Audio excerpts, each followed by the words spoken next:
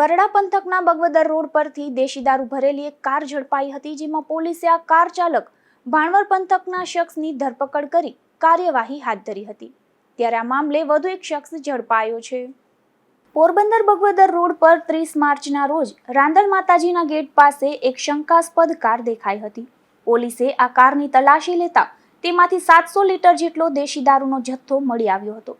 ત્યારે પોલીસે કાર ચાલક ભાણવર પંથકના મોડપર ગામના રજાક મામદભાઈ નાગલાને ઝડપી લઈ પૂછપરછ હાથ ધરી હતી, જેમાં આ દારૂની હેરાફેરીમાં કરશન ચાવડા તેમજ બાલુનાથા કોડિયાતર નામના શખ્સો પાસેથી તેણે આ દારૂ લીધો હોવાની કબૂલાત આપી હતી, તેમજ આ દારૂનો જથ્થો સુશીલાબેન ભગવાનજીભાઈ સિકોતેરિયાને આપવાનો હોવાનું પણ કબૂલ્યું હતું।